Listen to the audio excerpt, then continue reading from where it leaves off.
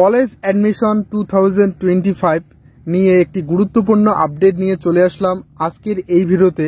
আপাতত কলেজে ছাত্রছাত্রীদের ভর্তি স্থগিত রাখা হলো, কারণ আবারও নতুন নোটিশ দিয়ে দেওয়া হলো কলেজের অ্যাডমিশন পোর্টালে, এবং সেই নোটিশে জানানো হলো যে আপাতত এই মাসে হচ্ছে না আর কলেজে ভর্তি। সুতরাং কি সেই নোটিশে জানানো হয়েছে এবং কবে থেকে তোমাদের মেরিট লিস্ট পাবলিশ হবে এবং তোমরা কবে থেকে অ্যাডমিশন নিতে পারবে কলেজে, এবং তোমাদের কলেজের ক্লাস কবে থেকে শুরু হবে এবং কি কারণে তোমাদের এই দেরিটা হচ্ছে, অর্থাৎ কি কারণের জন্য তোমরা কলেজে ভর্তি হতে পারছো না, সেটাও কিন্তু আজকের এই ভিডিওতে আলোচনা করব।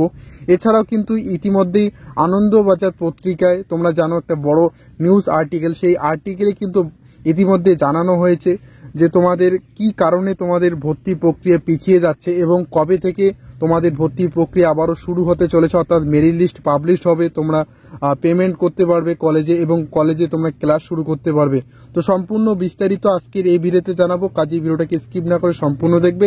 ভিডিওটি বা আপডেটটি যদি ভালো লেগে থাকে তাহলে অবশ্যই লাইক করে দেবে, এবং চ্যানেলে যদি নতুন দর্শক হয়ে থাকো তাহলে চ্যানেলটিকে অবশ্যই সাবস্ক্রাইব করে রাখবে পরবর্তীতে স্কলারশিপ কলেজে ভর্তি হওয়ার পর স্কলারশিপ রিলেটেড ভিডিওগুলি সবার আগে পেতে। 2025 সালে কলেজে ভর্তি প্রক্রিয়া গত জুন মাসে 18 তারিখে পোর্টাল লঞ্চ করা হয়েছিল এবং 18 তারিখ থেকে শুরু হয়ে গেছিল ভর্তি প্রক্রিয়া, এবং যেখানে বলা হয়েছিল 18 থেকে 30 জুন পর্যন্ত চলবে ছাত্রছাত্রীদের অ্যাপ্লাই প্রসেস, এবং তারপরেই জুলাই মাসে ছাত্রছাত্রীদের মেরিট লিস্ট পাবলিশ হবে এবং সেই মেরিট লিস্ট অনুযায়ী ছাত্রছাত্রীরা নিজেদের পছন্দের কলেজে ভর্তি হয়ে যাবে, এবং সেক্ষেত্রে পেমেন্ট রিলেটেড যতগুলো পেমেন্ট রয়েছে ছাত্রছাত্রীদের সেগুলো কিন্তু তারা সম্পূর্ণ করতে পারবে এবং কলেজে ভেরিফিকেশন কমপ্লিট করবে।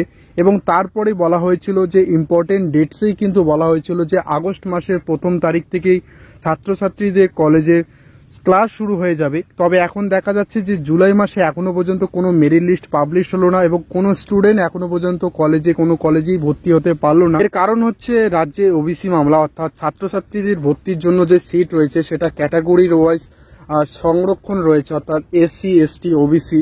তো এক্ষেত্রে দেখা গেছে যে রাজ্যে ওবিসি মামলা কিন্তু দায়ের হয়েছে, অর্থাৎ ওবিসি কাস্ট সার্টিফিকেটের উপর কতগুলো নিষেধাজ্ঞা জারি করা হয়েছে। তো সেক্ষেত্রে কিন্তু ছাত্রছাত্রীরা এই ভর্তি প্রক্রিয়ায় বাধাপ্রাপ্ত হচ্ছে। অ্যাডমিশন পোর্টাল থেকেই জানানো হয়েছে যে আগামী 28 তারিখের মধ্যে সুপ্রিম কোর্টে আবারও এই ওবিসি মামলা শুনানি হবে।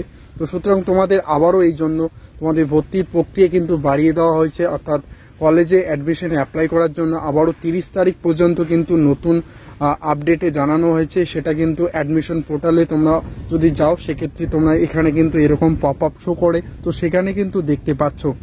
আনন্দবাজার.com সংবাদদাতা দেখতে পাচ্ছ শেষ আপডেট 26 জুলাই।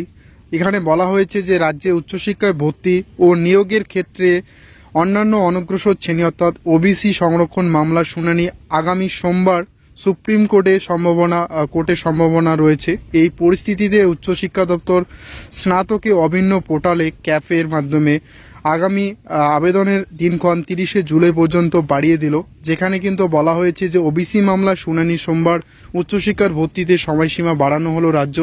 আবেদনের দিনক্ষণ 30 জুলাই পর্যন্ত বাড়িয়ে দিল রাজ্য সরকার। শিক্ষা দপ্তর সূত্রের খবর, শিক্ষার্থীদের সুবিধার জন্য এই আবেদনের সময়সীমা বৃদ্ধি করা হয়েছে।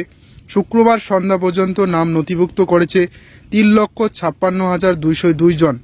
এর মধ্যে বলা হয়েছে যে শিক্ষা দপ্তর সূত্রের খবর, শিক্ষার্থীদের সুবিধার জন্য আবেদনের সময় সীমা বৃদ্ধি করা হয়েছে, এবং এর পাশাপাশি বলা হয়েছে যে শেষবার আবেদনের সময়সীমা বৃদ্ধির 10 দিন পর দেখা যাচ্ছে যে মাত্র 8,000-এর মতো নাম নথিভুক্ত হয়েছে রাজ্যের কলেজগুলিতে।